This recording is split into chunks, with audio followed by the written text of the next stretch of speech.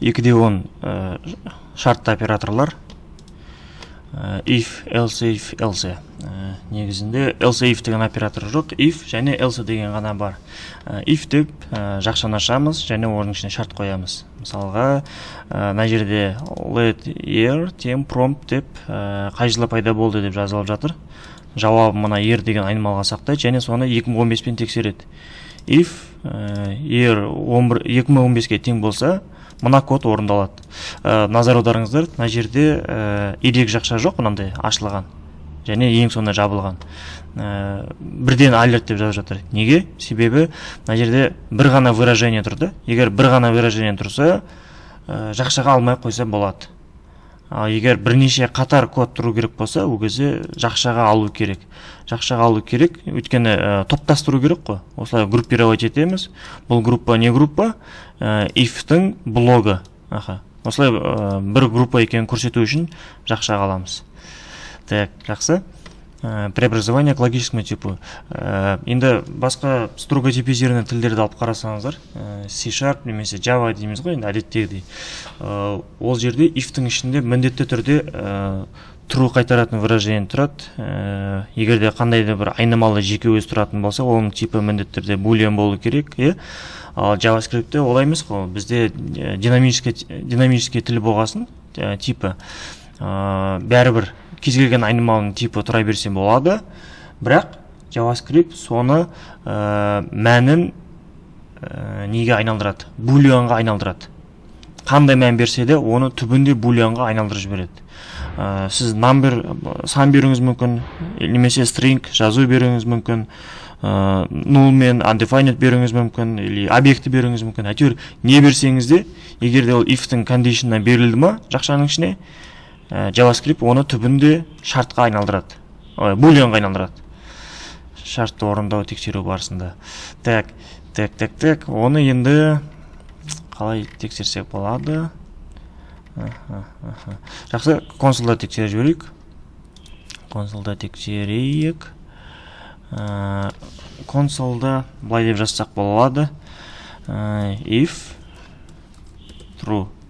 Егерде true болатын болса, console log true дейміз. Егерде олай болмай қалса, console log false дейміз.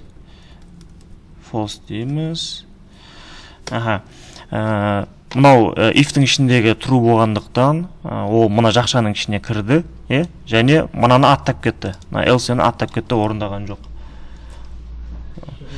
Егерде мына жер false болған болса, керісінше болу керек еді. Оны да тексеріп жібереміз. False дейтін болсақ, мына console log true деген орындалмады, мына жақшаға кірмеді, else дегенге секіріп кетті. Else дегенге секіріп, жақшаның ішіне орындап шықты. Так, жақсы. Енді жаңағы айтқанымдай, мына жерге кез келген нәрсе берсек болады. Егер 0 беретін болсақ, қайсысы орындалады? True ма, false па? JavaScript 0-ді booleanға айналдырған кезде неге айналдырады? False айналдырады, дұрыс. 0-ден басқа кез келген сан беретін болсақ, ол кезде true болады. Тіпті минус беретін болсақ та. Неге? Өйткені сандардың ішінде мәні жоқ деген ұғымға келетіні тек қана 0 ғой. Қалаған нәрсенің барлығы қандай да бір мән ғой. Минус болсын, плюс болсын, әйтеуір 0-ден басқа ма болды, демек ол мән. Жақсы. Енді мына жерде жазу беретін болсақ, ол true. Осы жерде назар аудару керек, жазудың тек қана ұзындығына қарайды. Егер ұзындығы жоқ болса, бос жазу болатын болса, string, empty string болатын болса, ол false қайтарады. Егер empty-ден басқа ішінде кез келген нәрсе тұратын болса, мысалға 0 тұратын болса, бәрібір true қайтарады. False тұратын болса да true қайтарады. True тұратын болса да true қайтарады. Әйтеуір ұзындығы бар ма жазудың? Не жазсаңыз да trueға айналып кетеді. Так, енді оның орнына объектіні беретін болсақ, объектінің ішінде қандай да бір полялары бар болса да true қайтарады. Ештеңе полясы жоқ болса да true қайтарады. Өйткені жалпы объект деген өзі бар болып тұр ма, құрылып тұр ма, оның іші бос емескеніне қарамайды. Объекті әйтеуір бар ма, памятты әйтеуір бір жаққа тіреліп тұр ма, демек ол бар деген сөз болды. ол бар нәрсе trueға айналады. Оның false деген варианты объект 0 болу керек. 0 болса ғана false болады. Немесе undefined, ол да false болады. Жақсы. Ошым осы JavaScript кез келген нәрсені booleanға айналдырады, егер шарттың ішіне беріп жіберсек. Шарттың ішіне беріп жіберсек, оған выражение жасасақ та болады, 1 қосу 1 деп, немесе 1 минус 1 деп, 1 минус 1 false қайтарады, өйткені мына выражение нәтижесінде 0-ге айналады. Так, жақсы, ары қарай кеттік. Енді мынау так. Условный оператор, сұрақ белгі, ол тернарный оператор. Тернарный оператор дегеніміз қандай кезде қолданылады?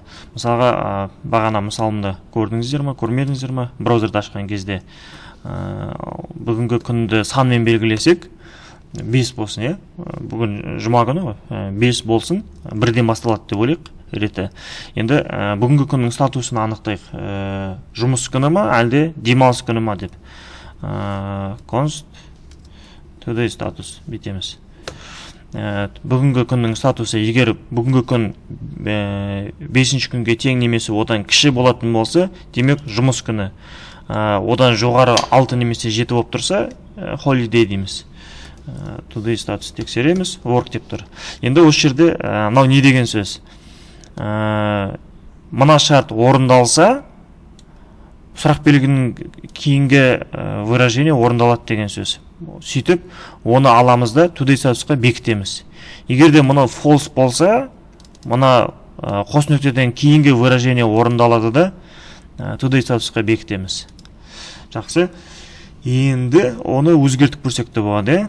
Пен 6 дейік. Сөйтіп, today статусымыз.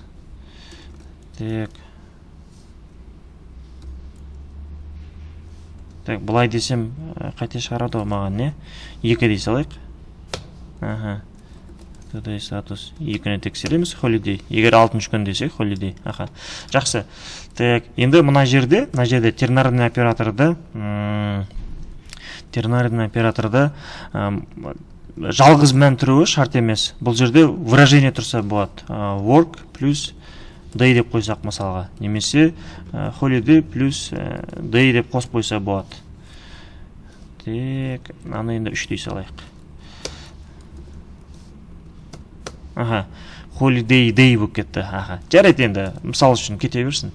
Мен айтқым келгені, жалғыз ғана айнымалы бірдеңе әлі бір жазу литерал тұруы шарт емес, бірнеше нәрсе тұруы мүмкін. Мына жерде функция шақырылуы мүмкін, егерде қажет болып қалса. Әйтеуір выражение тұру керек. Жақсы, неге қатысты айтылатын нәрсе осы? Шартты операторларға.